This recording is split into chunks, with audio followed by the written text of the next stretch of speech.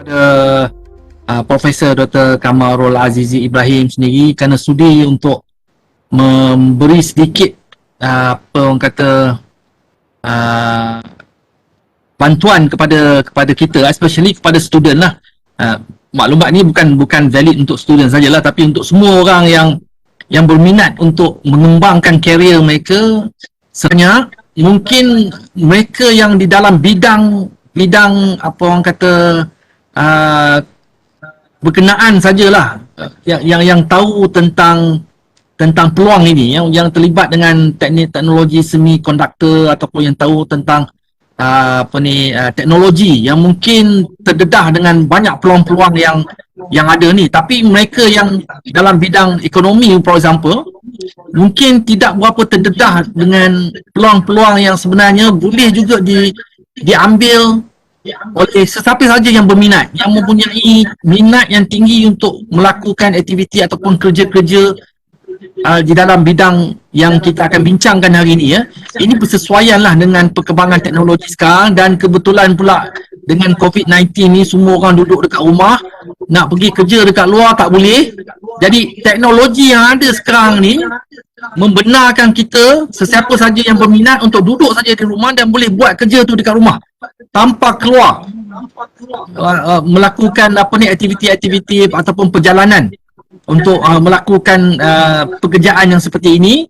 Dan saya yakin jugalah peluang ini sangat berpotensi, terutama kepada generasi baru lah. Generasi yang dah lama, yang pencen macam saya ni, mungkin dah tak berapa nak catch up dengan teknologi dah. Guna WhatsApp pun tak berapa pandai kan. Tapi kalau generasi baru, generasi teknologi ni, saya yakin mereka ni mempunyai kekuatan. Dan terima kasih jugalah kepada penganjur, kepada yang sudi untuk menjadi penganjur ni, iaitu Kelab Kebajikan SCFB lah sendiri sebagai penganjurnya, dan pengurusi dia Dr. Anizah. Jadi sebelum nak mula, saya dah ambil masa 5 minit. Sebelum nak mula, saya nak introduce sikit lah kita punya speaker ni. Sebab dia agak janggal juga, tiba-tiba nama ni keluar dan kita tak pernah terlintas dalam kepala kita orang ini dalam ekonomi, berada dalam sektor ekonomi. Tiba-tiba nama ini kita bawa ke dalam fakulti ekonomi kita sendiri untuk membantu, untuk memberi idea, untuk mencambahkan kita punya kemahiran kita supaya ianya dapat dimanfaatkan oleh semua orang. Beliau, Profesor Dr. Kamarul Azizi Ibrahim ni adalah merupakan bekas mantan pensyarah daripada Universiti Sains Malaysia.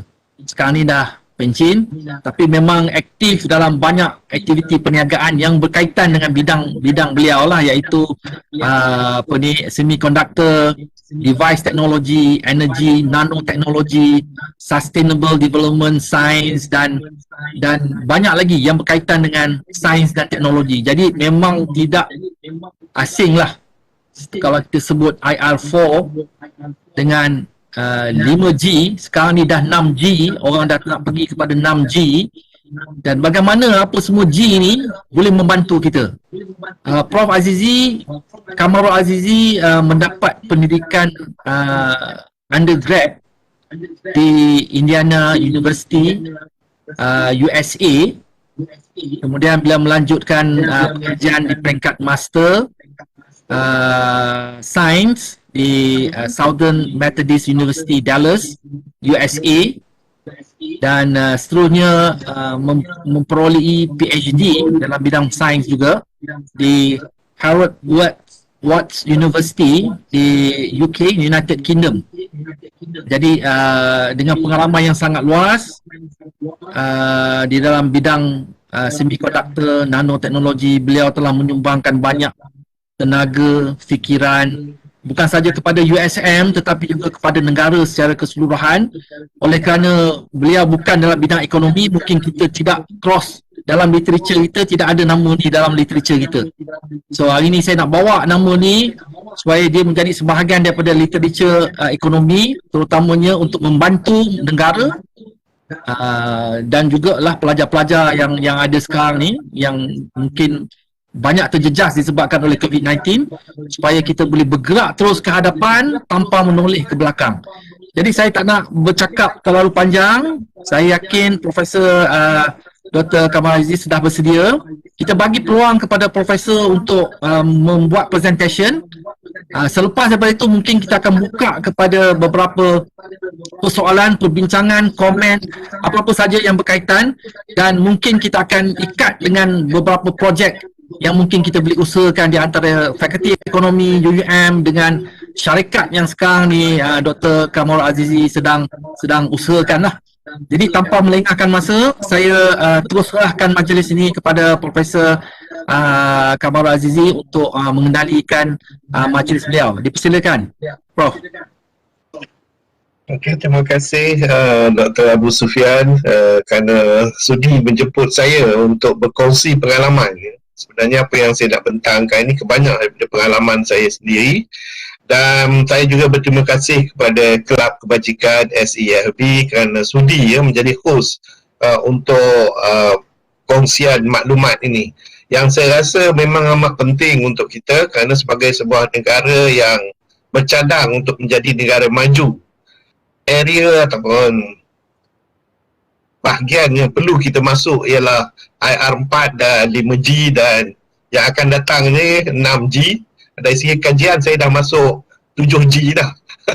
So saya akan ceritalah kajian saya yang 7G dah, itu lagi apa kompleks lagi. Tapi tak apa, saya akan cuba bawa ni supaya terutama supaya pelajar-pelajar yang graduan universiti yang bukan dalam bidang sains, kerana kita dapati bahawa walaupun bidang sains tu perlu orang, tetapi dalam bidang bukan sains kita perlu lebih ramai lagi.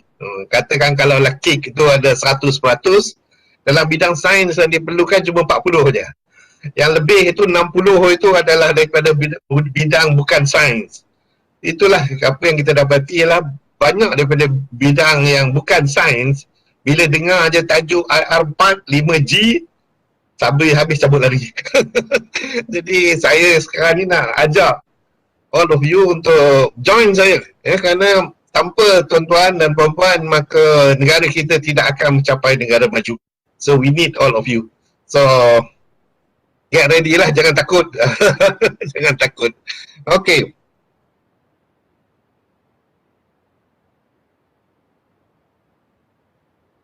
Let's see, we can play dulu. Ni kalau ikutkan sepatutnya boleh play. Okay.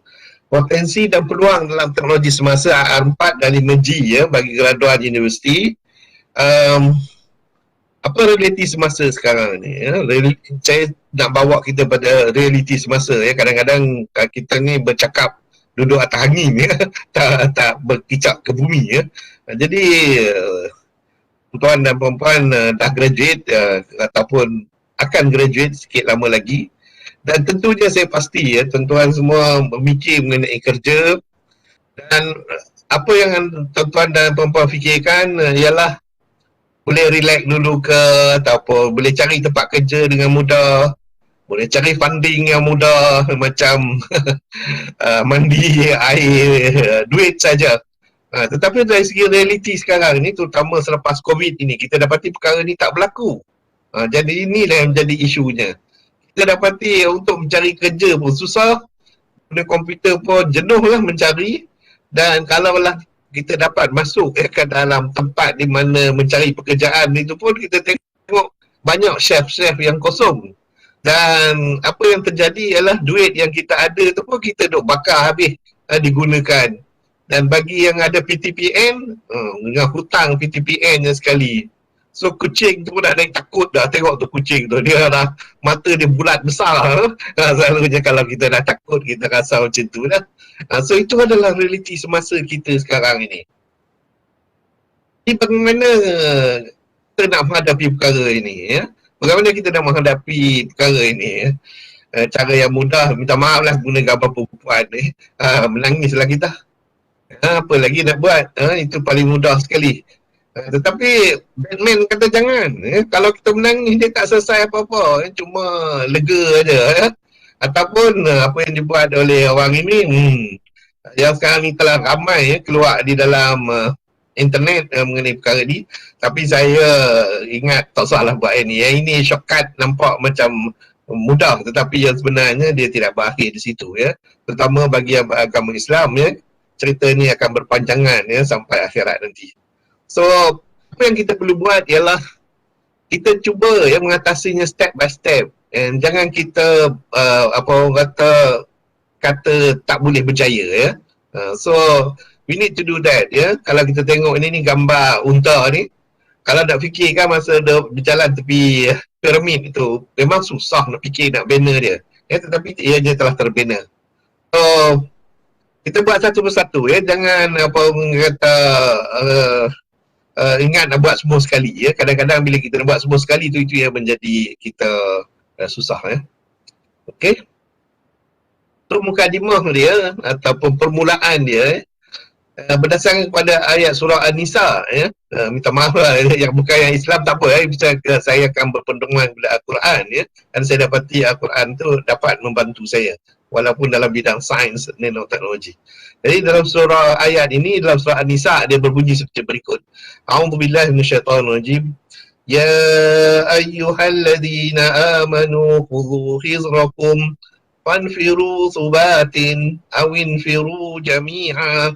Jadi dia dalam ayat ini, ya ayyuhalladzina amanu, hai orang beriman, bersiap siagalah kamu ya, amanu khudhu hizrakum. Maknanya kita suruh kita bersiap sedia.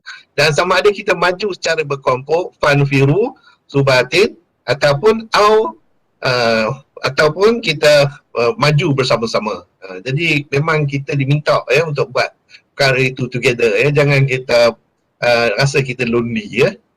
Jadi apakah dia the fourth industrial revolution ya? Kerana bila kita dengar tadi 4, so bila kata 4 mesti ada 1, 2, 3, 4. So dia bermula mengikut dari segi sejarah ya. Industri ini, revolution ini bermula pada tahun lebih kurang 1714, iaitu dengan apa yang kita panggil sebagai mechanical revolution ya, ataupun nama istilahnya menggunakan mekanik ya, iaitu kereta api dan steam dan lain-lain lagi. Kemudian ya pada tahun 1870 kita mula mengenali elektrik ya. Sebelum tu kita menggunakan steam ya. Lepas tu kita menggunakan elektrik dan kita buat mass production, maknanya kita buat benda dengan banyak. Itu adalah revolusi yang kedua. Dan revolusi yang ketiga pada tahun lebih kurang 1999, kita membuat proses-proses automation. Ya, kita menggunakan komputer. Jadi setiap benda yang kita buat tu kita tak perlu ada manusia kat situ je. Komputer tu akan buatkan untuk kita. Tetapi kita perlu manusia ya untuk menjalankan komputer itu. Dan revolusi yang berikutnya ini ya, yang ini dia yang paling canggih sekali, bermula daripada tahun 2000. So sekarang ni dah lebih 2000 lebih dah, 2021 dah. So dah mula berjalan dah.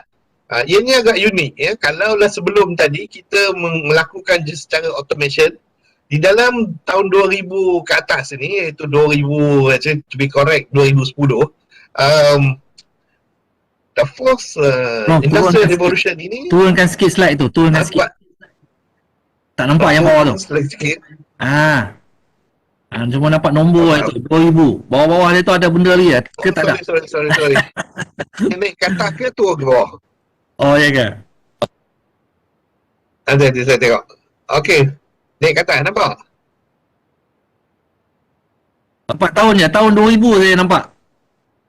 1950 tahun 2000, bawah daripada tu ada benda lagi ke? Tak ada dah? Ada lagi. Oh, tak nampak. Yang tu kita tahu tak nampak. Ataupun terlalu besar sangat ke apa? Saya punya ni, screen. Okey. Saya ingat ada yang boleh nampak lah kau. Okey, ini clear. Okey. Okey, ini clear. Okey. Kena full screen. Okey, nampak semua ya? Minta maaf lah tadi. Jadi kita bermula daripada mechanical, kemudian kita pergi kepada electrical pada tahun 1870, dan kita pergi kepada automation ya. Automation ni maknanya kita akan buat semua dengan menggunakan komputer, dan pada tahun 2010 kita dalam revolusi yang keempat, di mana kita menggunakan ini yang interestingnya. Dari segi, kalau kita nak sebut dari segi bahasa ringkasnya, ialah kita start menggunakan cyborg, iaitu artificial intelligence ataupun robot yang boleh berfikir dan membuat keputusan dengan sendiri. Jadi kalaulah dalam revolusi yang ketiga itu, dia robot tu boleh buat tak boleh buat keputusan. Dia hanya setakat membuat secara automatik aja. Dia buat satu benda. Tapi kita kena program dia supaya dia boleh buat. Tetapi dalam generasi yang keempat ini atau fourth revolution ini, dia akan berfikir sendiri. Dia boleh berfikir, saya nak pergi ke kiri, saya nak pergi ke kanan, saya nak pergi ke atas, saya nak pergi ke bawah. Dia boleh fikir sendiri. Tak payah kita dah beritahu dia tak pergi kiri, kanan, ke atas. Jadi ini yang jadi habis semua orang lari yang bukan bidang sains. Tapi don't worry, saya akan tunjukkan kat mana still ada opportunity untuk bidang lain. So apa yang dia penting ni? Mengapa kita penting? Kerana mungkin kita rasa walaupun dia kompleks, tapi kalau macam mana saya nak involve, why is it so important? Mengapa kita rasa penting? Ialah kerana beberapa perkara kan ini adalah teknologi yang sekarang ni dah mula berfungsi di dalam masyarakat kita dan di seluruh dunia. Ini teknologi manufacturing, iaitu apa yang kita panggil sebagai untuk mengeluarkan barang-barang atau benda-benda. So dia ni ialah satu proses yang automated dan boleh berfikir sendiri, dan oleh kerana dia boleh lakukan perkara tersebut, dia melakukannya dengan cepat. Dia talking about apa orang kata, kalaulah dulu kita nak buat sebagai contohlah satu keris, kita akan ambil 6 bulan. Tetapi sekarang ni kalau kita nak gunakan fourth revolution ni, buat satu keris tu bukan je satu keris kita boleh buat dalam masa 1 jam, kita boleh buat 1,000,000 keris dalam masa 1 jam. Dan kita boleh buat pula dia supaya keris itu lengkuk dia bukannya satu, tetapi ada 1,000, ada 4, ada 5, ada 10. Jadi boleh ubah-ubah pula dia. Jadi dia apa orang kata, teknologi itu sendiri akan buatkan untuk kita. Jadi ini dia keunikannya. Jadi kalau kita tak adopt ataupun mengambil fourth industrial revolution ni dalam kehidupan kita, maka kita akan ketinggalan jauh daripada orang lain. So dari segi itu, maka kena start berfikir apa yang patut kita lakukan.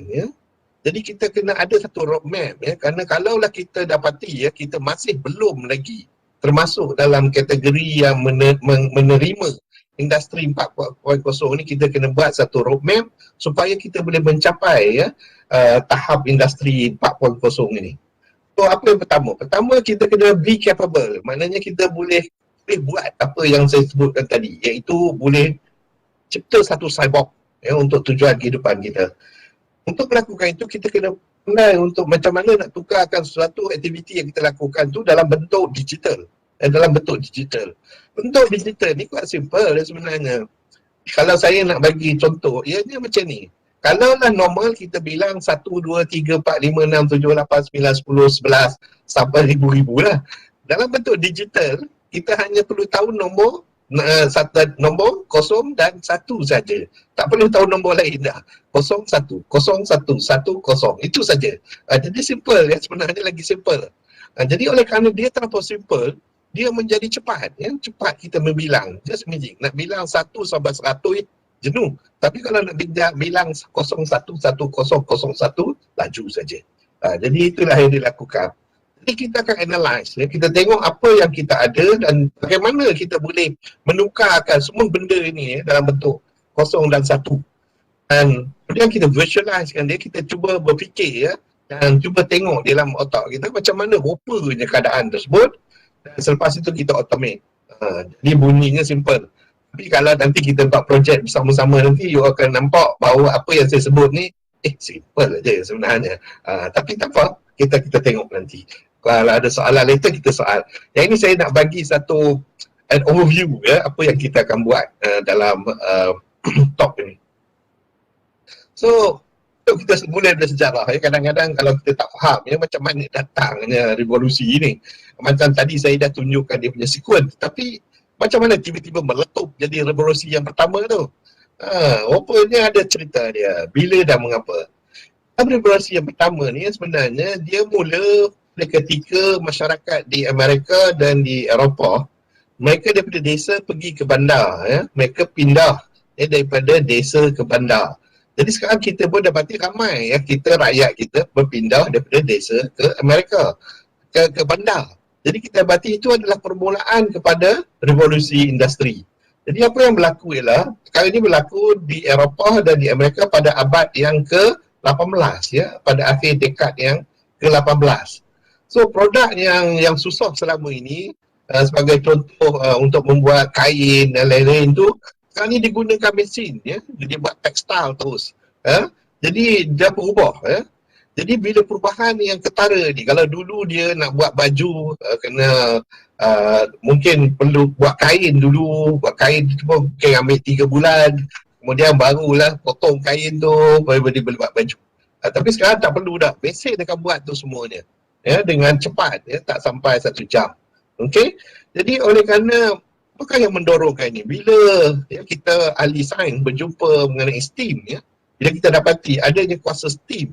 Kuasa steam ni dia mempercepatkan semua proses. Jadi bila dah tahu mengenai kuasa steam ini, maka berlakulah apa yang kita panggil sebagai revolusi industri yang pertama, ya. Jadi dia mesti ada satu kekuatan tenaga di belakangnya tu. Kalau tak ada, then dia tak akan jadi. Tetapi yang sebenarnya kalau nak tengok dari segi sejarah, itu bermula daripada ada coal, ya, arang batu, ya. Arang batu itu untuk membuat steam.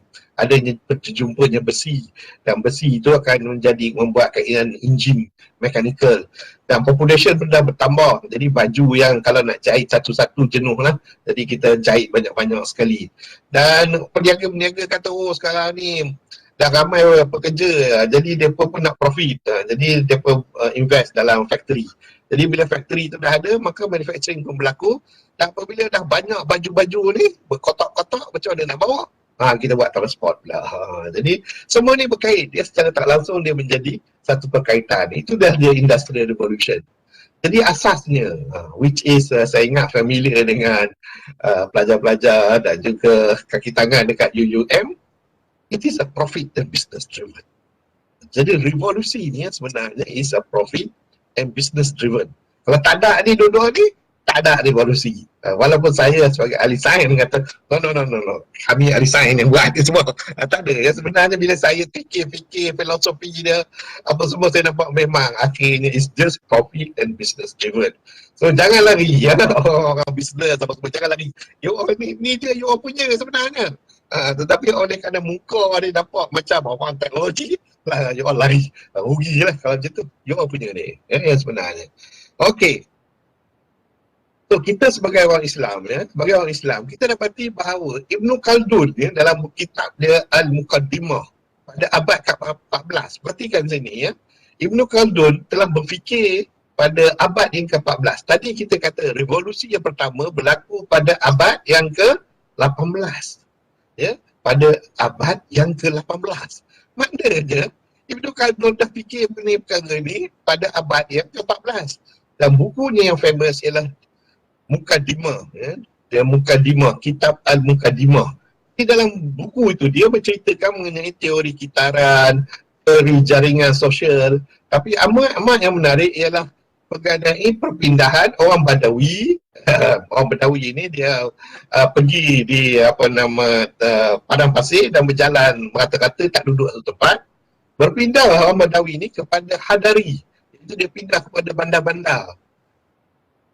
Saya tidak deja vu. Tadi saya ceritakan bahawa orang di Amerika, orang di Eropah berpindah daripada kampung-kampung ke bandar. Jadi lebih kurang sama aja. Tapi itulah Ibnu Khaldun dah cakap mengenai pada abad yang ke-14, dan unfortunately ramai daripada kita tak tahu. Kalau ikutkan Ibnu Khaldun ni, maknanya dah bukannya IR4 dah sekarang ni, dah lebih dari itu, ya, kerana bermula dia Ibnu Khaldun, ya, dalam abad yang ke-14. So just nak bagi kita feeling lah, kadang-kadang kita tak nampak, ya, cerita apa yang berlaku, no? Okay, so let's kita go now. Saya akan masuk dalam sikit lah supaya boleh kita benefit, ya, daripada IR4 dan 5G ni. Saya akan menerangkan mengenai teknologi utama. Prof, suara tu putus-putus sikit lah, Prof. Suara tu putus-putus sikit. Mungkin suara tu putus-putus sikit. Mungkin kena dekatkan sikit lagi dengan mic ke. Okey. Okey. Suara dia putus-putus sikit. Okey. Jadi mungkin saya cakap laju sangat kot. So kena cakap perlahan sikit. Okey, kita boleh tengok ya, untuk memahami AR4 dan 5G dan supaya kita boleh benefit daripadanya, kita kena faham dari sudut teknologi dia. So saya akan terang mengenai teknologi dia ataupun driver teknologi dia dan mengenai supply chain ya, apa yang boleh membekal ya supply dia kepada AR4 dan 5G supaya kita boleh tap in ya dalam supply chain tersebut ataupun rantai bekalan tersebut. Supply chain. Supply chain ni sebenarnya kita ketahui adalah sistem organisasi ya, yang mengait dari segi production ya, bagi suatu bahan. Dan yang ini saya ingat pelajar-pelajar daripada UUM lebih faham daripada saya, tapi saya perkenalkan supaya mudah kita nampak ya bahawa kita boleh bercakap ya dengan satu bahasa. So typically adalah seperti berikutlah. Kalau global supply chain, kita ada parts, ada machinery, major component, ada product manufacturing, logistik dan lain-lain lagi. Dan bagi yang dekat UUM mungkin you all cakap ni taxes, tariff, labor cost dan lain-lain lah. Nampaknya kita boleh cakap sama lah. Jadi kami yang di dalam bidang teknologi tak tahu pasal tax. Kami tak tahu mengenai labor cost. Kami pun tak tahu exchange rate. Jadi ini semua diperlukan. Kalau tidak, maka supply chain itu tak complete. Ya, tak complete. Okay, so untuk itu ya, di dalam teknologi ini ialah kita selalunya buat outsourcing. Outsourcing ni maknanya, kalau kita bina satu kilang, kita tak buat semua benda dalam kilang tersebut. Ini sejak daripada revolusi yang pertama lagi dah kita tak buat macam tu. Selalunya apa yang kita buat ialah kita beli ya part-part ya, bahagian-bahagian tertentu ya, dalam supply chain tadi, dan kita gabungkan di dalam satu tempat. Macam Malaysia sebagai contohnya. Kita ada kilang sebagai contoh lah, Intel. Intel tu kalau tengok situ, walaupun bagi siapa yang memerhati ya, kalau pelajar-pelajar semua memerhati, kalau tengok dekat chip dia tu ialah benda yang kecil tu yang Intel buat, dia tulis tu made in Malaysia. Tapi yang sebenarnya komponen yang paling mahal ya, yang paling canggihnya yang di dalam kotak tersebut dibuat di Amerika. Jadi kita ambil dekat, bawa dari sana, bawa ke sini ke Malaysia, naik kapal terbang, mungkin naik mas ke, bawa ke sini dan kita masukkan di dalam tu. So kalau lah katakanlah kapal terbang jatuh, jadi kami kelang kabut lah. Terutama macam saya, bila itu kapal terbang kita hilang tu, saya terisau lah. Takut ada assignment chip dalam tu yang termasuk dalam yang hilang itu. Jadi itulah dia outsourcing ya, kita outsource.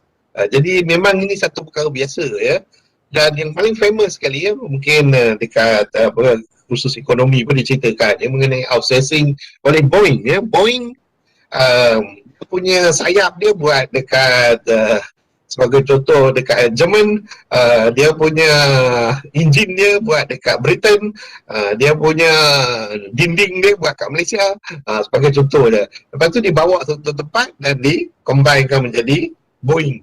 Itu dibuat di Amerika ya, kombainkan ke semua. So itulah dinamakan outsourcing ya, outsourcing. Yang ini pun nanti kita akan lihat ya, bagaimana kita boleh menggunakan konsep outsourcing ini untuk kita benefit ya dalam IR4 dan juga 5G ini. So, mudah untuk memahami fourth industrial revolution ni, baru saya akan masuk ya di dalam teknologi dia sendiri. Dalam teknologi industri 4.0 ni sebenarnya hanya ada 4 je. Walaupun banyak orang cakap ada ribu-ribu, memang betul lah ada ribu-ribu, tetapi ianya adalah komponen kecil ya.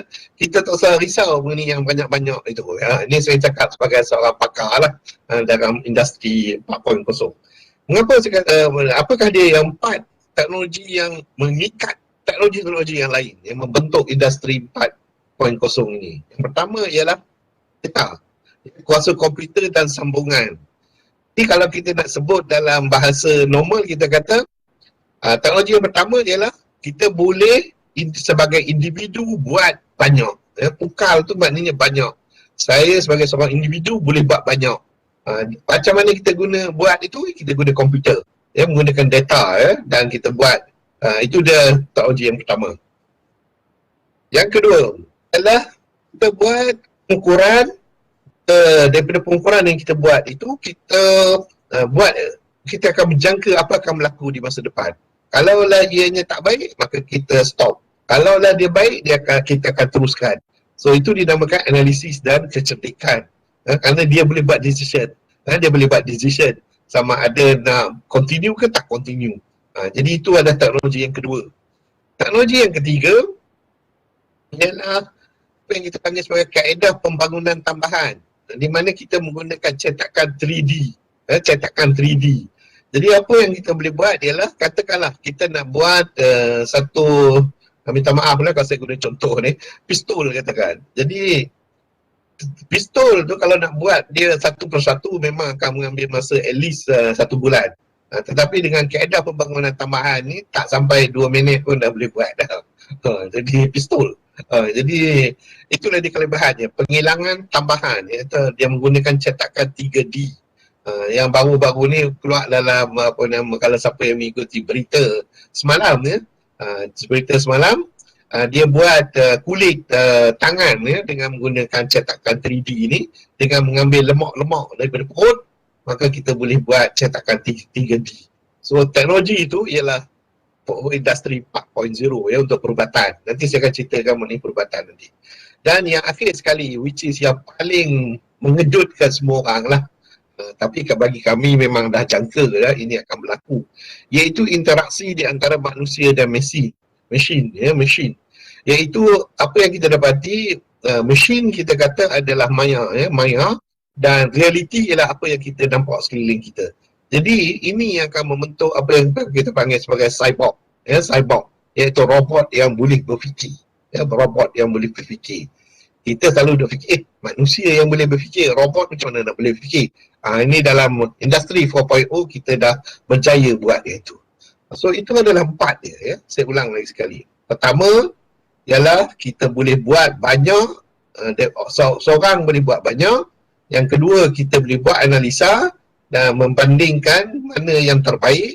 Dan yang ketiga ialah kita boleh buat satu benda tu dengan cepat, menggunakan cetakan 3D ataupun 4D ataupun 5D. Itu sebab semuanya termasuk dalam ni. Dan akhirnya sekali kita ada interaksi di antara maya dengan realiti. Kita boleh combinekan. Jadi ini adalah 4 teknologi untuk industri 4.0.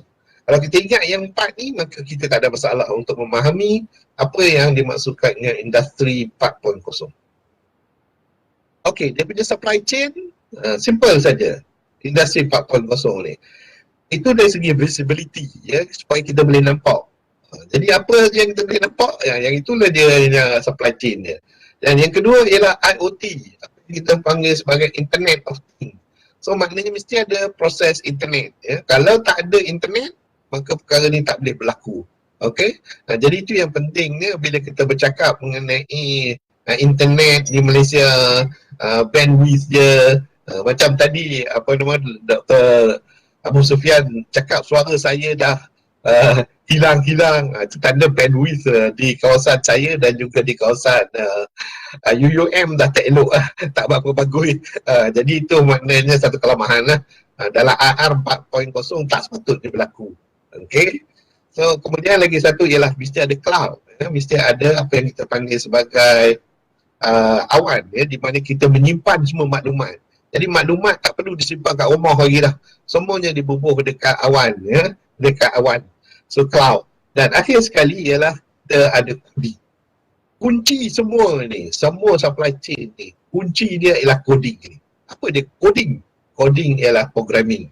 Dan siapakah yang diperlukan untuk buat programming ini? Bukan ahli sains. So nampak tak? Jadi kunci dia yang sebenarnya bukan ahli sains macam saya, tetapi adalah tuan-tuan dan tuan-puan. Jadi, so jangan lagi. Okay, so without tuan-tuan dan puan-puan, kita tak boleh jalan. Okay, jadi yang masalah sekarang ni, kita mengambil pekerja-pekerja daripada Pakistan, daripada India untuk buat yang coding ni. Mana daripada Malaysia? Kan orang Malaysia semua dengar dah takut dah lah. Ya. Tak sepatutnya macam tu. Ya. Sepatutnya orang Malaysia yang mengisi semua ni tempat-tempat ni. Okey. So itu IR 4.0 supply chain. Dari segi kompetensi, ya, bila kita cakap mengenai akademik ni, kita kena cakap pasal kompetensi. Kompetensi kalau kita tengok dekat sini, ini sama macam orang bisnes, sama macam orang ekonomi. Yes, itu sama. Because cuma fokus dia ke lain. Itu saja. Tapi dari segi ilmu dia tu sama. Jadi apa yang kita perlu fokus ialah bila kita dah faham dia punya teknologi, maka kita fokus ke teknologi itu. Itu saja. Yang lain-lain tu sama saja. Cuma kita kena adaptkan sedikit lah. Taklah teruk sangat ya. Nanti saya akan tunjukkan macam mana tak teruknya yang dikatakan adapt. Yang perlu kita buat ya, sedikit tersebut. Okay. So, ni kita cakap mengenai 4G. Sekarang saya nak just go quickly, sama juga untuk 5G. 5G ni apa benda? G itu ada generasi yang kelima, ya, generasi yang kelima. Ianya adalah satu sistem komunikasi. Hanya uniknya komunikasi ni, perhatikan, gambar ni memang is a very good picture. Dia ada satu tempat, dia ada satu center, kemudian dia akan pecahkan kepada kecil-kecil. 3G hanya yang tengah tu saja. 4G yang tengah tu saja. 5G yang tengah dengan yang lain-lain tu. Jadi maknanya kalau dalam 5G, kita perlu lebih banyak lagi tiang-tiang itu. Itu dia beza dia. Mengapa yang kita nak benda-benda macam tu? Kerana pertama, ya, kita akan dapati kita akan menggunakan frekuensi yang banyak. Dalam 5G, kita akan menggunakan radio. Radio yang kita duduk dengar ni sekarang dah tak pakai radio. Radio, frekuensi radio. Dan juga kita menggunakan frekuensi handphone kita. Jadi bila dikombinkan kedua-dua frekuensi ni, kita dapati apa yang kita panggil sebagai apa orang kata bertenggek, proses bertenggek, maka kita akan dapat menyebarkan maklumat dengan lebih luas lagi. Dan dia juga ya bukan saja itu, dia clear dan tidak ada gangguan, tak ada gangguan. Ini dari unik dia 5G ni. Dan dia cepat. Maklumat yang dihantar itu besar. Jadi kita bercakap mengenai gigabyte.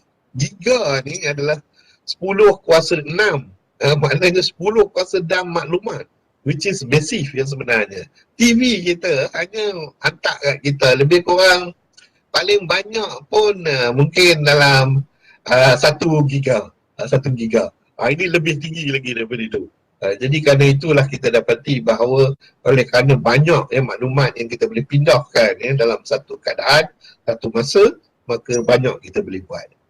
Okey, so ini typical ya, dalam satu sistem 5G kita ada komunikasi ini, dan komunikasi ini akan berlaku di keliling kita, ya, di sekeliling kita.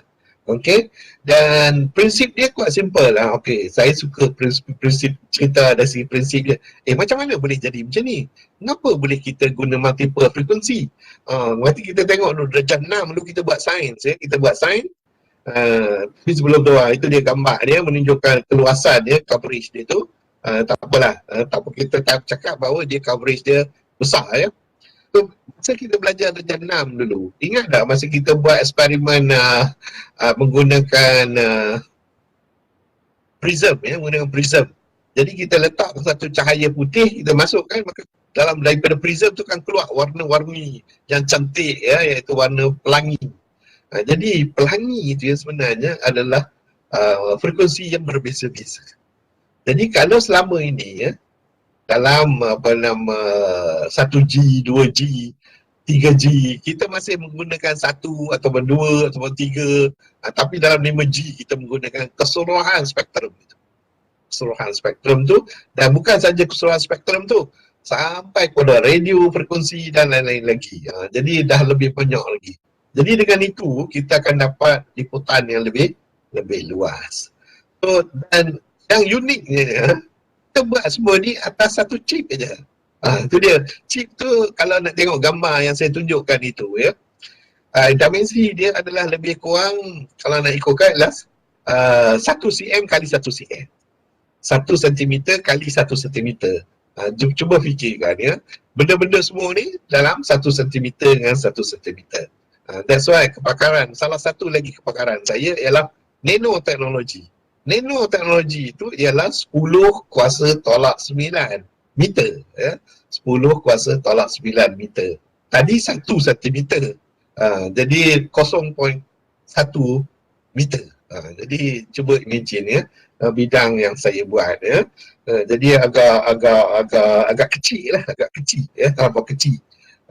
Okay, so itu dia 5G. Jadi dalam action dia seperti berikut. Sebagaimana kita ketahui lah, kita boleh duduk kat mana-mana je, hanya ambil handphone, ambil kita punya pad dan juga ambil komputer dan kita boleh connect pada seluruh dunia. Itulah dia 5G. Okay, tapi 5G dia boleh lagi dahsyat lagi. Kalau yang ini, apa yang kita buat sekarang ni hanya 3G dan 4G. Kerana kita tak boleh lagi communicate secara langsung. Jadi bila 5G nanti dia boleh communicate secara langsung. Mana saya boleh bersembang dan tidak ada getaran ya dalam percakapan saya dan gerakan saya ya bila kita itu. So 5G ni banyaklah ni dah typical lah soalan-soalan. So saya tak nak pergi masuk situ lah. So ni dah supply chain dia. Kalau tengok supply chain dia, dia sama macam ekonomi Malaysia. Memanglah macam sama ekonomi Malaysia. Pasal ekonomi Malaysia memang menuju kepada 5G. Ya, memang menuju kepada 5G. Ya, company seperti Intel, seperti Ericsson, ZTE dan lain-lain tu, semuanya dah ada di Malaysia. Jadi kita cuma nak pastikan kita boleh work dengan mereka saja. Barulah kita boleh benefit daripada 5G ni. Okey. Apa jadi bila kita combine keduanya? Yang ini dia yang paling yang saya nak kita berkongsi ya, kerana kita perlu combine keduanya. Bila kita combine RR40 dan 5G, maka dia akan menjadi satu bidang yang potential dia unlimited. Banyak. Kerana RR40 dia punya asas dia punya basic principle dia ialah coding. Coding. Dan kita akan dapat artificial intelligence, kita dapat machine learning, kita dapat 3D printing, kita dapat IoT, Internet of Things. Tapi kalau semua ni yang orang ni cakap, dia kata apa dia asas dia, apa dia basis dia? Cuma coding saja. Coding saja basis dia. Nanti saya akan terang apa dia tu coding kerana coding dia berbeza. Nanti saya akan beritahu nanti. Dan 5G tadi ialah komunikasi. Bila kita communicate di antara satu sama lain, dan komunikasi itu boleh kita lakukan kepada semua alat, semua alat, dan boleh communicate di seluruh dunia. Baru dinamakan 5G. Dan kita boleh pindahkan maklumat tu sama ada gambar ke apa ke video ke, dia tak berubah. Dan masa yang kita ambil untuk pindahkan dokumen tu, katakanlah saya hantar satu nanti bagi contoh lah PowerPoint ni kepada Dr. Sufian, saya boleh hantarkan sekarang, Dr. Sufian akan dapat sekarang juga. Dia tak perlu tunggu 3 hari tu, macam post hantar hari ni 3 hari baru boleh dapat. Itu pun kalau postman tu tak nak simpan, dia simpan je langsung, tak dapat lah kita. Tapi yang ini bukan, postman tak ada ya, kerana semuanya elektronik, elektron yang memindahkan. So itu dia 5G ya. Okay, so semuanya berlaku secara global ya, secara global, data driven ya, fully automation, low latency tadi yang saya sebut tadi lah. Dari segi masa saya hantar kejap ni juga yang penerima tu akan terima. Jadi masa di antara penerima dan pengantar tu tak ada beza, tak ada beza. Jadi itu dinamakan low latency. Okay, jadi very sophisticated. Dia menggunakan software yang sophisticated. Dia menggunakan data yang massive, yang banyak. Jadi semua ni perlu ada. Perlu ada ya bila kita nak 4.0 dan 5G ni menjadi partnership ya, dalam satu partnership.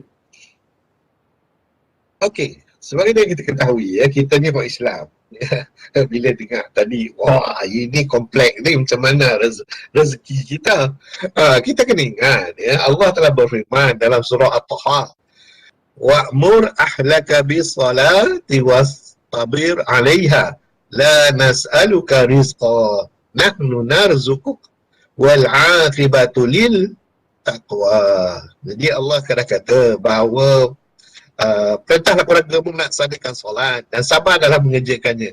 Kami tidak minta rezeki kepada kamu.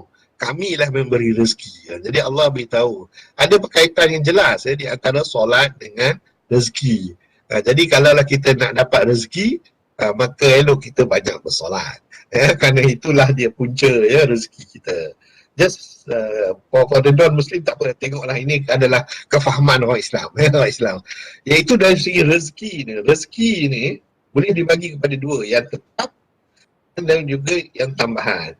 Jadi for us, Allah akan memberikan kita rezeki yang tetap itu. Yang itu dah terjamin dah. Walau apa pun kita buat, dia akan datang kat kita. Itu ada rezeki terjamin. Dan rezeki tambahan, as a Muslim, kita percaya bahawa ada rezeki tak terduga. Ini adalah tambahan yang rezeki tak terduga. Dia mungkin berpunca daripada keluarga, mungkin dari segi perbuatan. Sebagai contoh untuk keluarga, kalau kita ada anak, maka kita akan dapat rezeki tambahan. Kalaulah kita buat sedekah, maka kita akan dapat juga rezeki tambahan.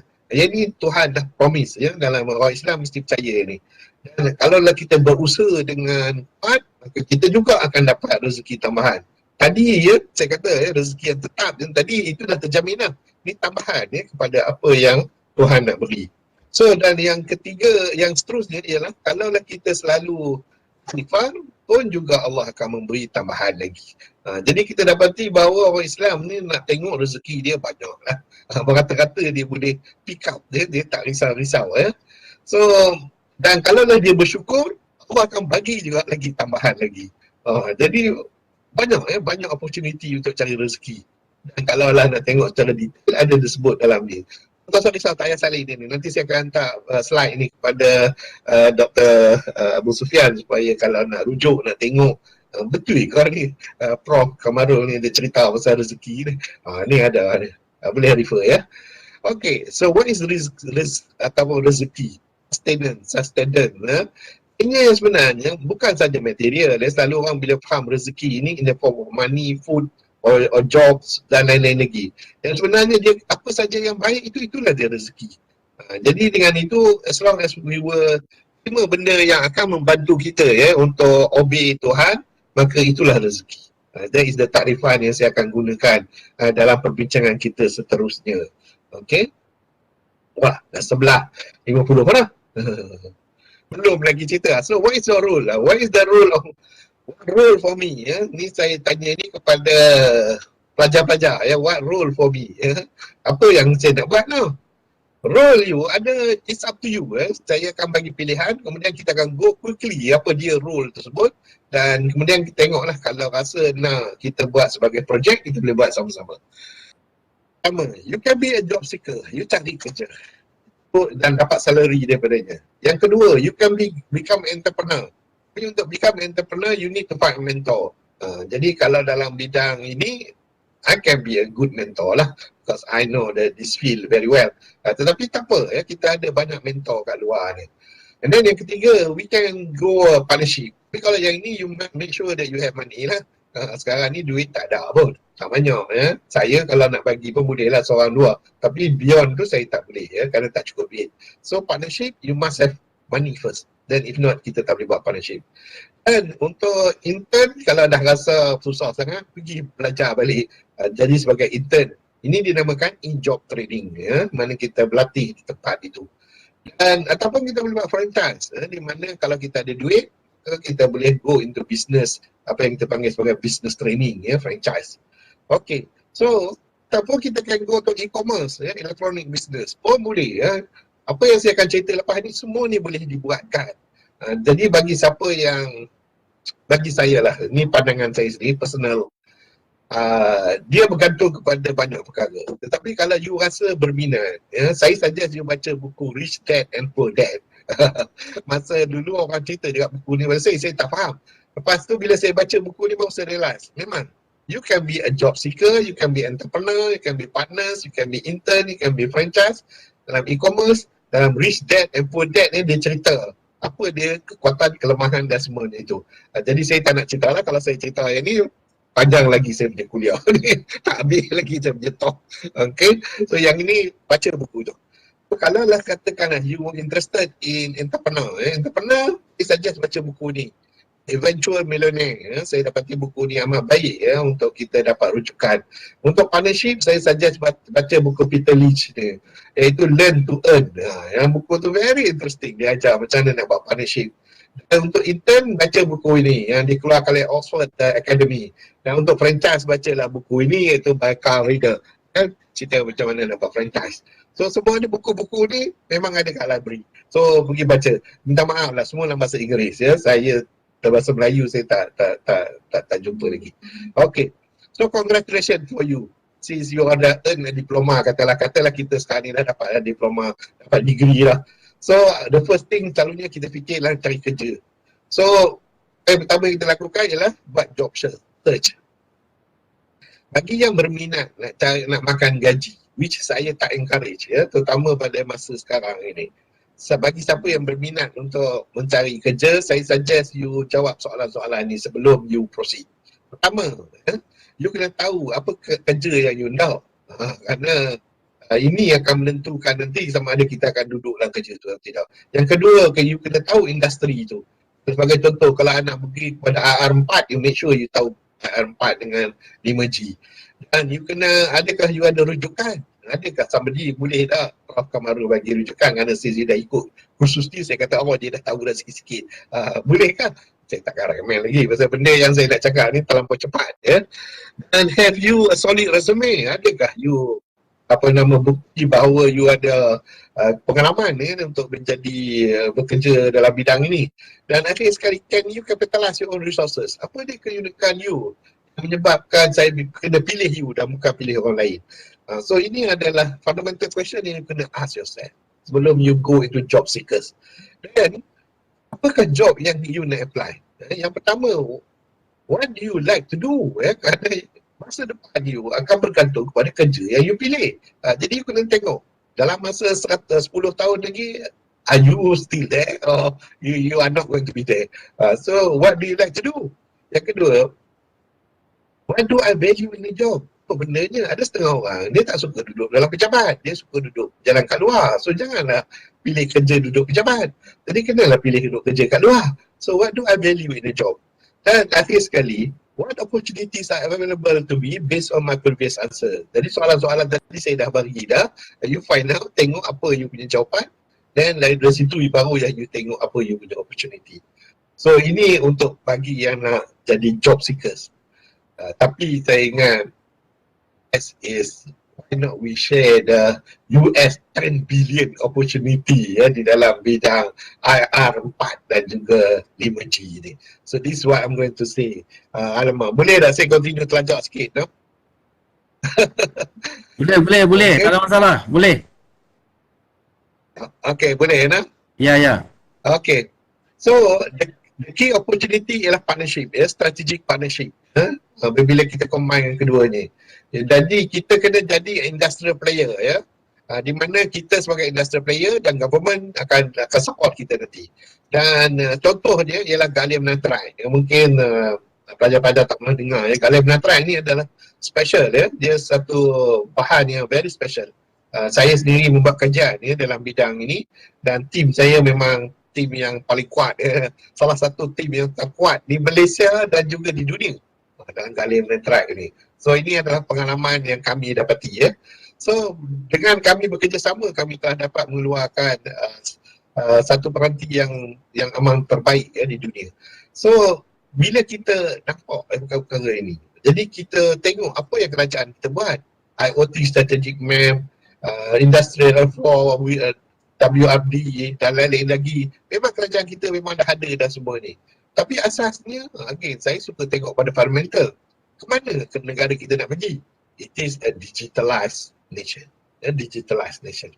Jadi kalau kita faham itu, maka partnership kita adalah itulah menuju hal ke situ. Okay? So, ni internship lah. Kalau siapa yang berminat internship ni, mana ngundur balik ke belakang sebenarnya. Jadi belajar dulu baru saya fikir apa nak buat lepas itu.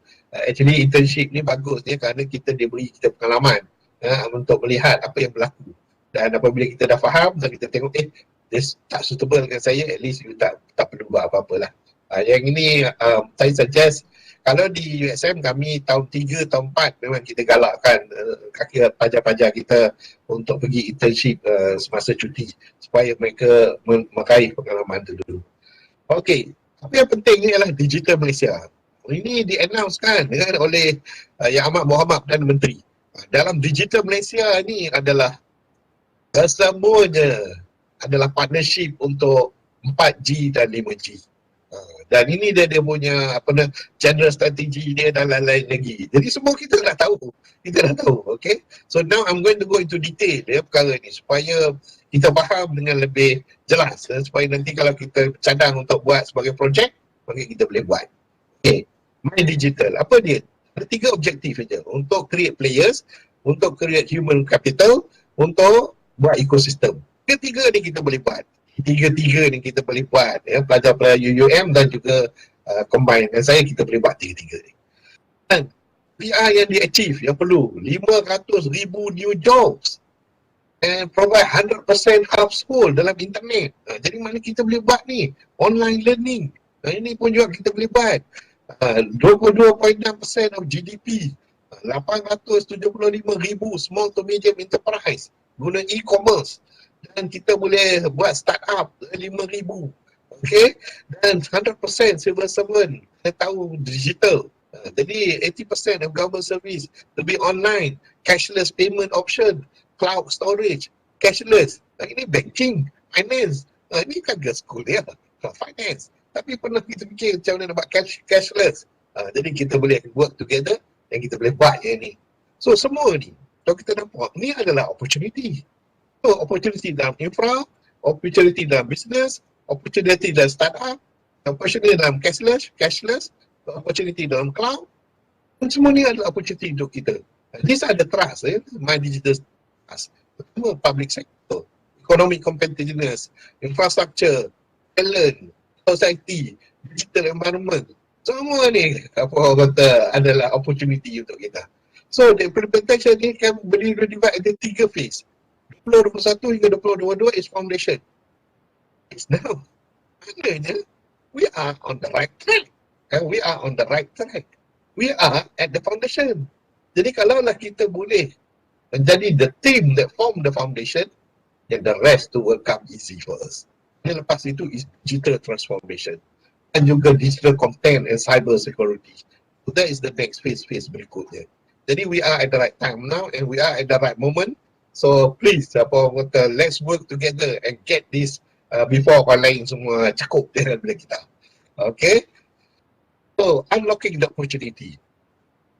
The key ialah semiconductor technologies, no doubt about it. Yang itu kita tak boleh lari lah. Walaupun tadi saya kata ada yang boleh ada juga boleh bantu. Tetapi the main, at the end of the day, mesti semiconductor technologies. Dan apa je semiconductor technologies ni? Sebenarnya it's just solar panel, handphone yang kita ada guna, chip yang untuk monitor kita punya kesihatan. Itulah dia. Dia punya apa orang kata perkara yang digunakan. Jadi, dia seperti itu. It's just a chip. Satu chip. Itu saja. Jadi bagaimana kita nak menjaga chip kita? Ini yang kita kena guna all the resources yang ada. Ingat tak kita punya chain tadi ya? Chain tadi. Ini opportunity ni ada dalam healthcare, data center, electric vehicles, agricultural and education. So kita boleh masuk to any one of these. Dan untuk apa orang kata kita an opportunity for us ya, untuk tak payah lagi nak cari kerja saja, tapi why not we become the businessman, the entrepreneur, the partners, and dengan itu kekayaan itu dan kegembiraan hopefully akan datang kepada kita. Okay? Dalam healthcare apa dia? Contoh sekarang ni kalau kita pergi hospital, apa yang tak tahu is overcrowded, long queue. Kita kadang-kadang, alah pasal apa yang giliran kita tak ada lagi. Why not we improve it? Automation. Kita buat chip dan sensors yang bersesuaian. Medical accessory, apa yang kena masih guna kaedah lama? Why not? Just waktu lalu aja tak tahu, dah tahulah dia ada COVID-19 ke tak ada. Ni pasal apa pula kena cucuk hidung lah sampai nak tercabut hidung kita, sakit dia nak mampus. So saya dah fikir tengok tu lama. Teknologi kita dah ada kan, apalah buat style lama lagi. So new sensors for disease detection, monitoring Most operation, kita guna BTR. BTR sekarang ni guna untuk main game. Buat apa guna main game? Kita boleh buat untuk benda-benda lain. Makro-robotik, sebagai contohnya, buat operation. So, guna makro-robotik, tak payah doktor tak perlu datang. Dia boleh duduk dekat Kuala Lumpur. Bagilah doktor pakar-pakar ni duduk Kuala Lumpur. Lepas tu untuk pembedah dekat Greek Perak kan, kita hantar dia melalui limousine je. Tak perlu dia datang pun. So automatic disbursement of drug tu tak perlu dah, tak payah ambil ubat dah. Dia automatically masuk dalam badan kita. Itu dari segi health. Data center, kita perlu data yang banyak. Ini information linchpin. Jadi oleh kerana kita perlukan ini, kita perlu harus di mana nak simpan data tu. Itu yang dinamakan cloud. Cloud. Di cloud itu kita nak pastikan dia guna kuasa yang banyak, tenaga yang banyak. Jadi dengan itu benda ini kita talking about silicon photonic. Di USM kami memang buat kajian silicon photonic ini dan band gap. Itu juga dekat UM. Merata ada buat kajian ni. So kita boleh buat partnership dengan mereka dan form this data centers. Electric vehicles. Kita tengok kereta banyak dekat Malaysia ni tetapi dia mengeluarkan asap. Kadang-kadang nak pingsan menengok asap dia keluar. Kenapa tak tukar kepada electric vehicles? So Malaysia bercadang untuk 100,000 electric vehicle. Tapi mana dia? Siapa nak buat ni semua? Siapa nak buat dia punya finance untuk electric vehicle? Sekarang ni yang ada finance untuk kereta biasa itu pun dah tak laku Tak ada siapa nak beli. Duit tak ada. So macam mana nak pastikan orang membeli still ada menggunakan duit yang tertentu. Yang ini kita perlukan orang finance, orang ekonomi untuk memikirkannya dalam keadaan COVID, post-COVID ni. Semiconductor material technology dan chip innovation perlu kita menggunakannya kerana itu akan menyebabkan electric vehicle kita more efficient, next generation sensors, LIDAR supaya boleh kita detect apa yang berlaku. Jadi dengan itu kereta tu akan berjalan sendiri saja. Jadi bateri pun fast charging tak perlu tunggu. Sekarang ni charge bateri 3 hari baru dapat. Ini tak perlu dah 1 jam, tak sampai 1 jam je. Ada baru sekarang ni yang saya difahamkan ada kawan saya, dia pun dah charge satu bateri tak sampai 20 minit dah charge satu bateri. So itu yang kita nak. Di dalam agriculture, farming, kita buat smart farming, mapping, LIDAR teknologi, apa semua ni. Ni semua ni perlu kita lakukan. Jadi crop yield kita akan bertambah dengan baik dengan menggunakan teknologi-teknologi ini. Tapi perlu diingatkan, kita kena beza apa yang kita boleh buat dan apa yang terpaksa diserahkan kepada ahli teknologi totok. Orang ahli teknologi totok ni tak apalah, biarlah mereka. Tapi benda-benda lain, ahli teknologi totok ni dia tak faham macam mana nak tanya dari segi perniagaan agriculture. Dia bukan tahu. Yang dia tahu alat dia saja. Jadi dia tak kerti banyak benda. Jadi bila dah kita nak naikkan yield, kita tanyalah kat mereka. Oh, macam mana nak naikkan yield? Oh, rupanya kita buat sebagai contoh genetic engineering. Jadi dia akan bantu lah, bangunlah dia boleh bantu. Sebagai contoh, ataupun air.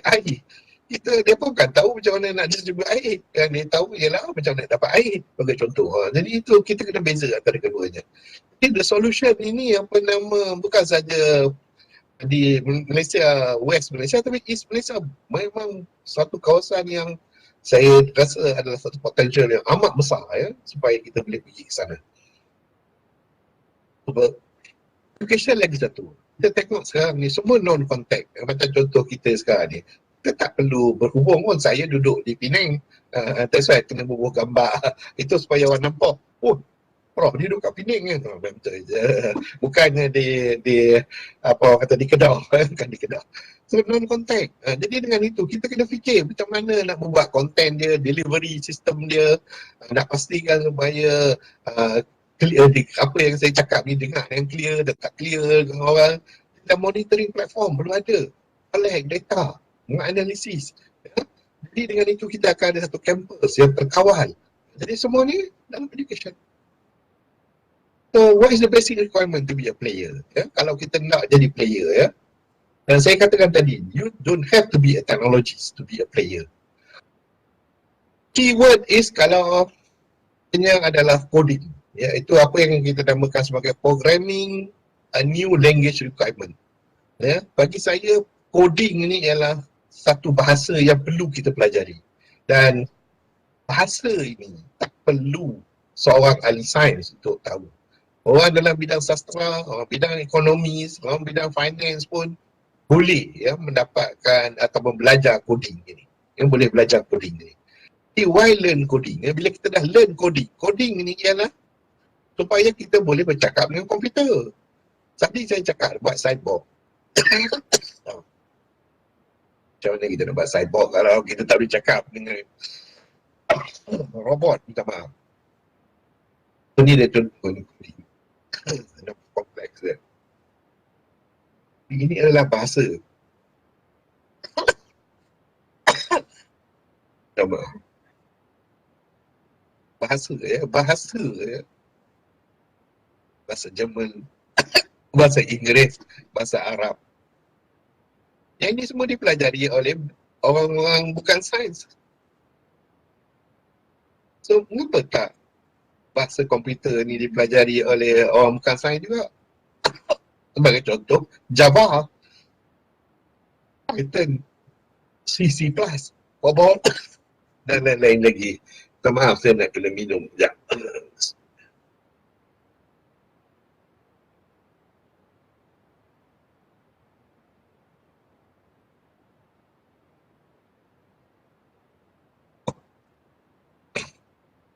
So, ini adalah programming language. Jadi, one thing kan, kalau kita pergi ke internet, kita dapati programming language ni ataupun coding kan, nama saya suka coding tu pasal dia ada sedap punya. Programming language dan ataupun coding boleh dapat free. The 10 best free coding courses and tutorial pada tahun 2021 bulan Jun. Bulan 4 saya pergi ambil kat internet. Free coding course oleh Udemy, Link Learning, Code Academy, Treehouse, Free Code Camp. Ini semua ni you pergi dekat internet, type EDX, maka dapatlah dia punya list of course ni. Ini semua free. Hari tu saya, oleh kerana saya tengah buat coding dan saya tengah buat programming dan saya tengok programming itu dia menggunakan Java. Jadi saya lemah sikit Java. So saya pergi ke internet, pergi ambil belajar tak sampai 2 hari saya belajar Java dekat internet. Kemudian saya boleh guna dan saya buat programming untuk saya punya cyborg. Jadi kalau saya boleh buat, saya ingat siapa pun boleh buat. Siapa yang saya ni dikonsider sebagai tak pandai bahasa. Maknanya saya kalau dari segi bahasa Jerman, bahasa Arab, saya lambat tangkap. Tapi sama juga lah. Ini pun sama, kena belajar macam belajar bahasa. Jadi tak ada masalah. Saya ingat kalau pada pelajar-pelajar daripada UUM nak belajar bahasa ni, anggap saja ini satu bahasa lain. Itu saja. Jadi sama kan. Okay. So memang boleh belajar ni semua. Jadi maknanya kalau lah kita dah tahu bahasa ni, kita memegang the whole teknologi of 4IR dan juga 5G. Cuba imagine how powerful it is. Okay, so how do you educate yourself to be streetwise and survive in this world? Kita kena ubah cara kita berfikir.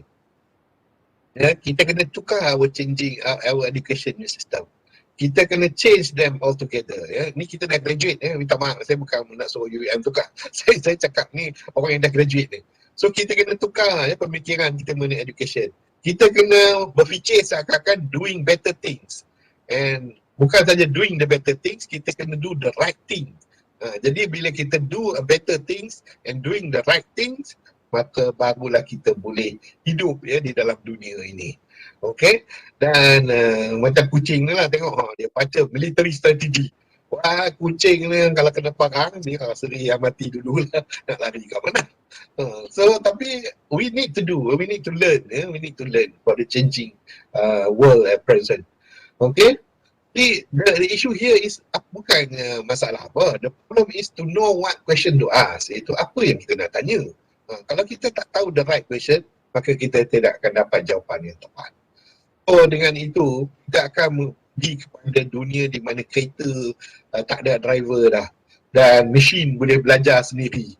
So kalaulah kita dapat C dalam fizik, dalam kimia dulu, tak usah risau dah. That is the past. Let it be the past. Kerana tak perlu pun. Itu biar orang teknologi yang buat. Apa yang kita perlu buat ialah kita ambil apa yang kita boleh lakukan. Jadi kita kena work under pressure dalam hal ini, ya. Dan kita tak boleh dah balik ke sekolah. Jadi kita kena create our own ilmu, ya. Kita kena create our own ilmu. Okay. So, the learning model kita bagi yang kita dah graduate ini ialah kita kena ada apa yang saya panggil sebagai personal knowledge mastery, ya. Iaitu supaya kita boleh terapung, ya, di dalam dunia maklumat ni sekarang. Sekarang ni banyak maklumat. Tetapi kita kena create apa yang saya panggil sebagai PKM ini, personal knowledge mastery. Di mana dalam PKM ni kita seek, sense and share. Maknanya kita cari apa yang ada, kita tengok sesuai atau tidak dan kita kongsi dengan orang lain. Jadi dengan itu kita akan menjadi seorang knowledge catalyst, iaitu orang yang memulakan ilmu dan menjadi innovators. So kalau kita nak plot, selalunya kita dapati sekarang ni the best leader yang ingin belajar terusan. Apa yang saya panggil sebagai the network learning model, ya, di mana kita work as a team, communities of practice and social network, ya, sebagai together. Once kita can form this, maka kita akan maju ke depan dan berjaya, ya, dalam kehidupan, ya, di abad 21 century ini. Apa yang kita lihat ialah ekonomi sekarang dah berubah. Minta maaf lah saya bukan ahli ekonomi, tapi saya kena guna rajah ni. Rajah ni, ya, penting, ya, terutama dalam AR4 dan juga 5G ni. Dulu kita bercakap mengenai labor, ya. Dulu kita cakap mengenai labor, ya, tahun 1975. Tapi sekarang dah berubah. Ya. We are talking about talent, curiosity, creativity, empathy.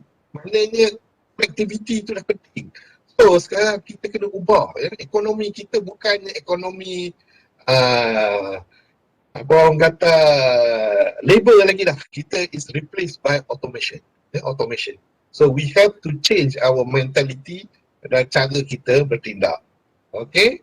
So as a opportunity grabber, ingat, you boleh kerja saja, entrepreneur, mesti ingat ada mentor, partnership, cari duit, mesti ada duit, intern kalau patah balik, kita adalah business training, e-commerce, electronic business.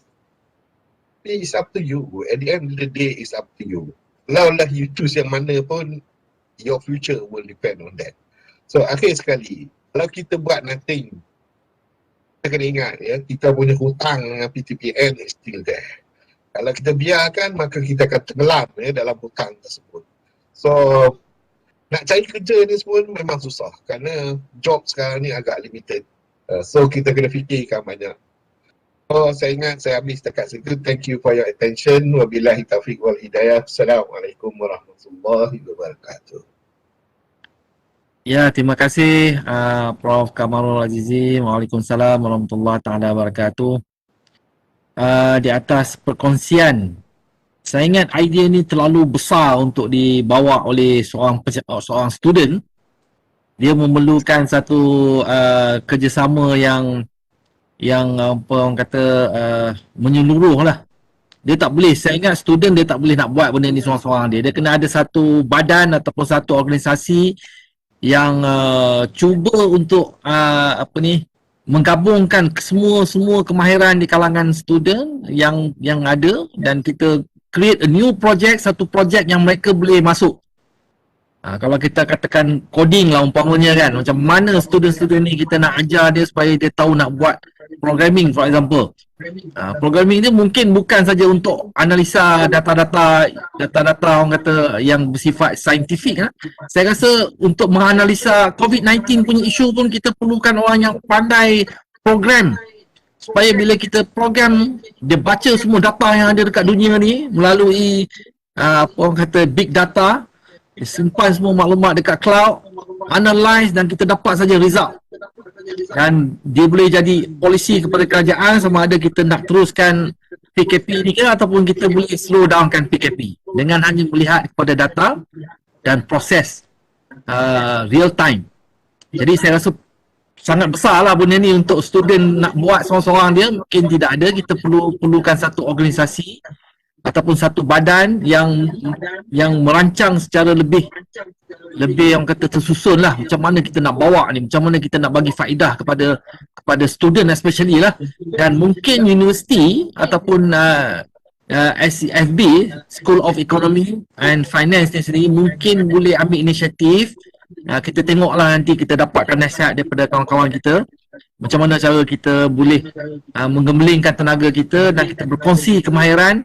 Mungkin kalau katakan di sektor pertanian, kita ada satu program pertanian, mungkin kita nak bantu petani-petani kita apa betul maklumat teknologi ataupun benda yang kita boleh bagi kepada pertanian lah, sektor pertanian ni untuk mereka mengembangkan ataupun untuk mendapatkan hasil yang lebih baik dan sebagainya lah. Jadi perlu kepada satu usaha yang lebih tersusun lah. Tak boleh nak buat student ni, kalau kita bagi dekat dia, saya tak nampak dia boleh boleh buat benda ni. Sebelum kita berakhir, saya rasa ada eloknya jugalah saya nak buka kepada pandangan daripada kawan-kawan yang ada, macam mana kita nak buat, macam mana usaha sama yang kita boleh buat. Saya dengar dekat tadi ada satu berkenaan dengan startup. Okay, startup. Macam mana kita nak buat satu bisnes startup dengan pihak syarikat yang diusahakan oleh Prof Kamarul Azizi. Prof Azizi ni dah ada banyak syarikat dekat UK pun ada, tak salah saya. So boleh kita usahakan, kita jadikan syarikat ni sebagai kita punya apa orang kata, kerjasama lah, menjalinkan kerjasama untuk faedah bersama lah. Jadi saya nak buka Q&A daripada kawan-kawan yang ada dekat sini. Student pun boleh respon sebelum kita nak buat rumusan lah.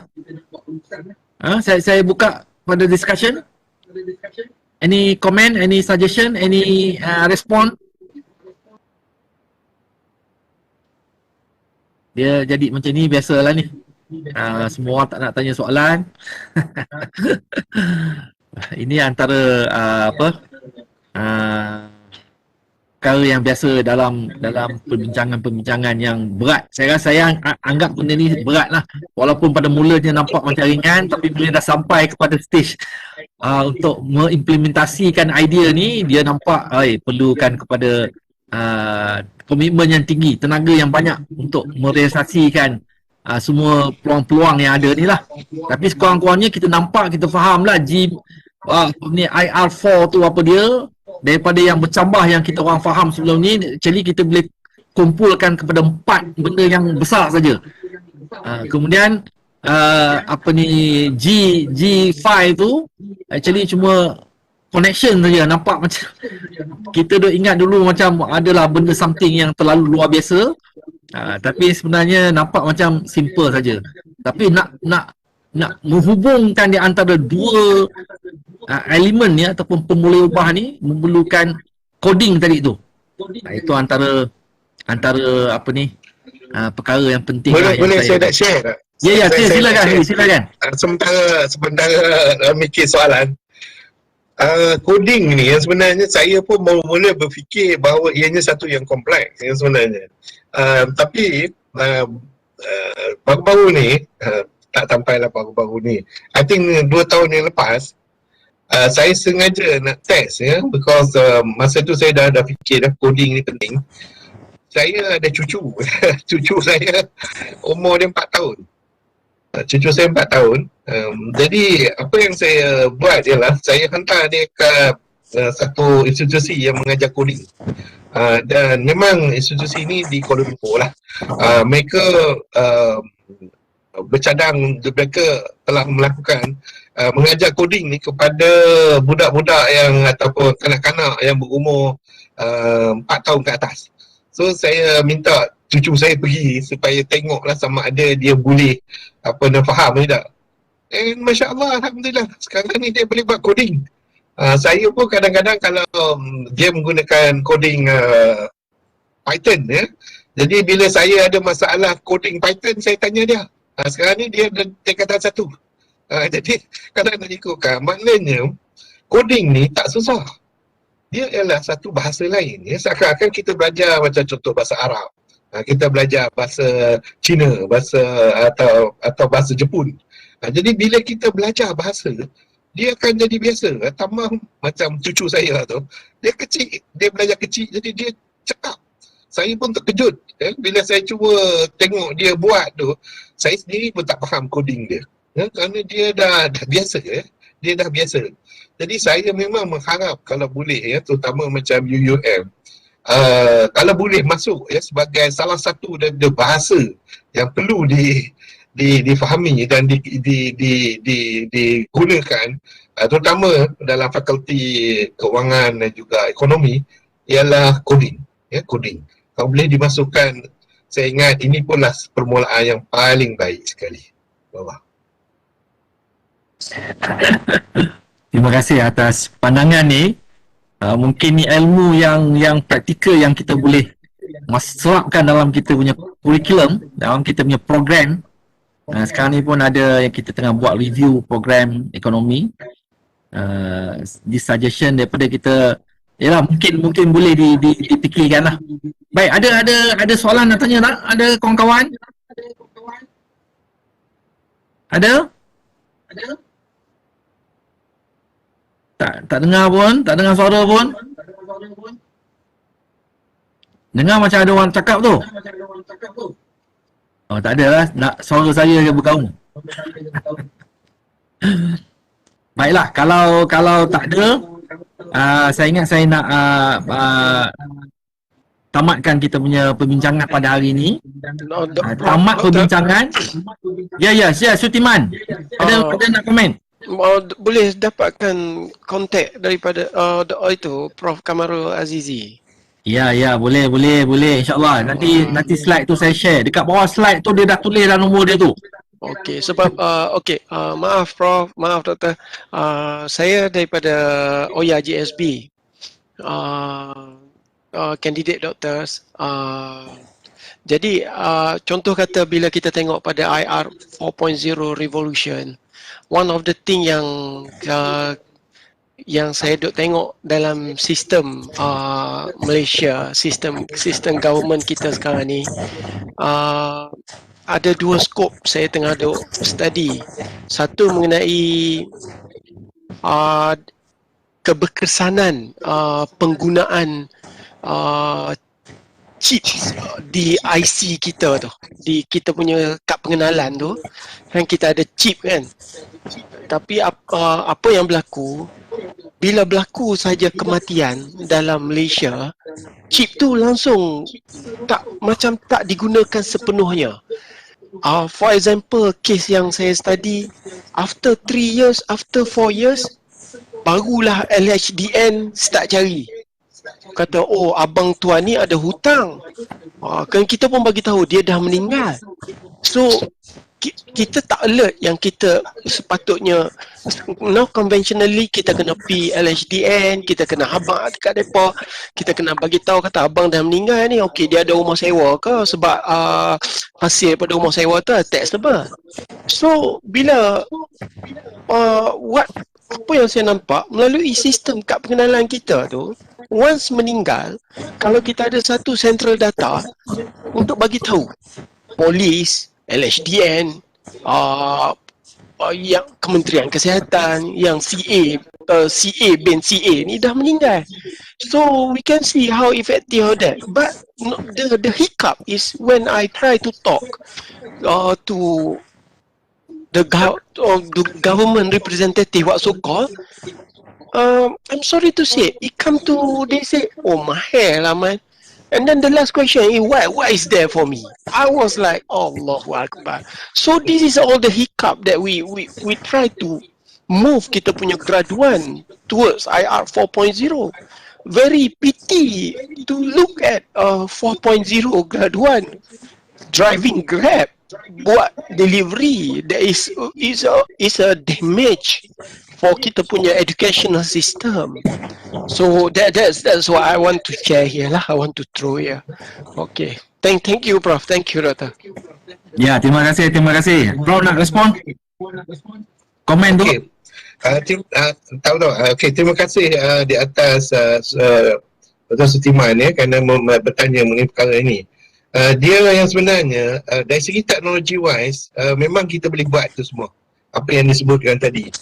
Cuma dari segi chip IC di Malaysia, chip IC yang kita gunakan ini dia tak boleh communicate keluar. Tak boleh apa orang kata communicate secara automatik keluar.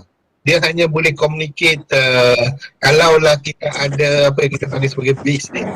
Jadi maknanya dia kena masuk dalam base dia baru boleh communicate.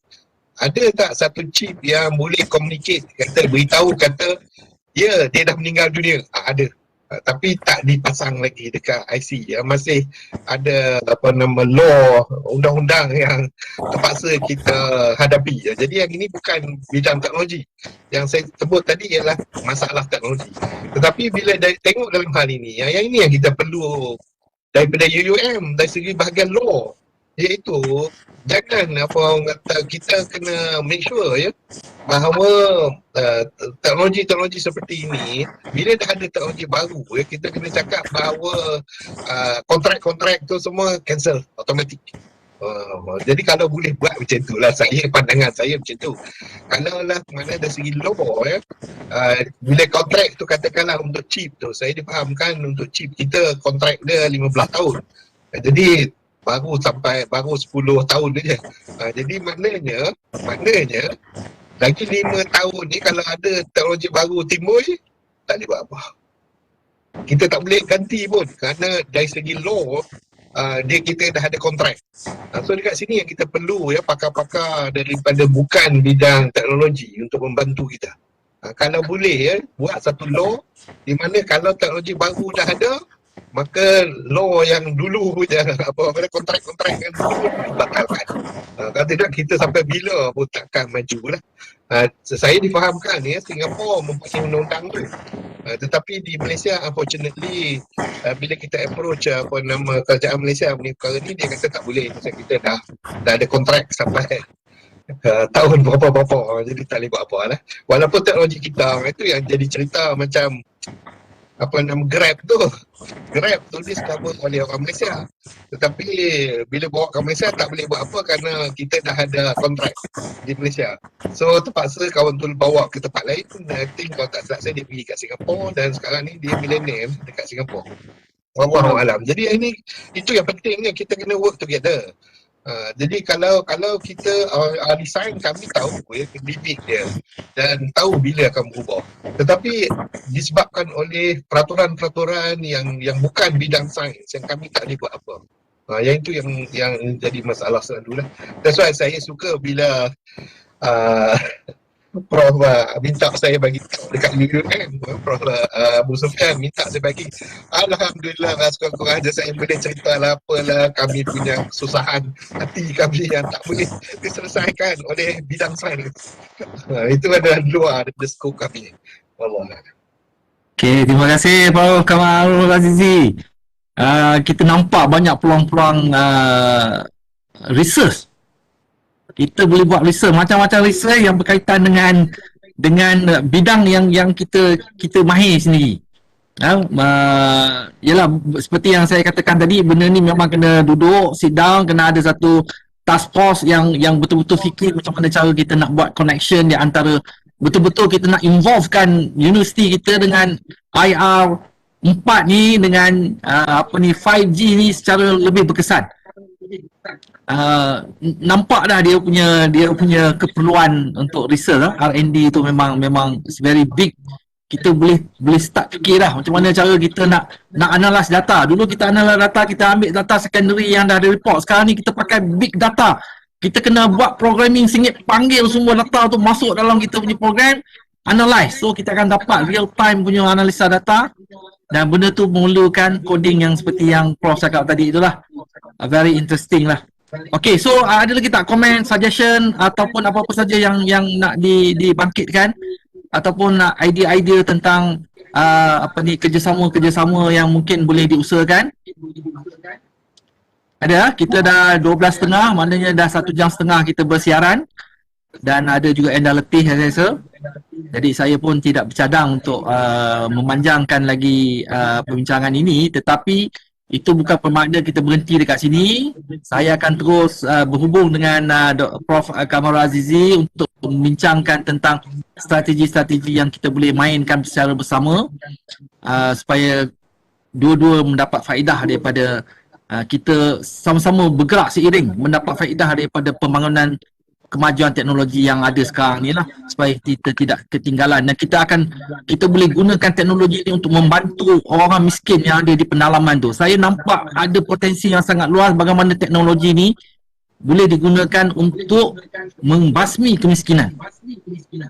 Saya nampak peluang tu, cuma nak fikir macam mana cara nak buat tu nampak agak tersangkut sikit sebab knowledge, pengetahuan tentang benda ni masih lagi terbatas. Tetapi nampaklah dia punya kegunaan. Okey. Baik, saya ucapkan terima kasihlah kepada Prof Azizi kerana sudi untuk meluangkan masa. Beliau sangat sibuk dengan urusan-urusan perniagaan dia yang sangat sibuk lah maksudnya, tapi dia meluangkan juga masa untuk bersama kita, walaupun mungkin pertemuan ini tidaklah berapa dijangkakan sangat dia punya hasil yang kita akan dapat, tapi saya harapkan connection akan terus berlaku di antara UUM dan juga dengan Prof Kamal Azizi untuk kita bergerak terus ke depan. Jadi terima kasih sekali lagi kepada semua yang sudi untuk bersama-sama mendengar perbincangan dalam platform yang kita ada sini. So terima kasih banyak Prof dan semua. Saya sudahi dengan wabillahi taufiq wal hidayah. Assalamualaikum warahmatullahi taala wabarakatuh. Terima kasih semua.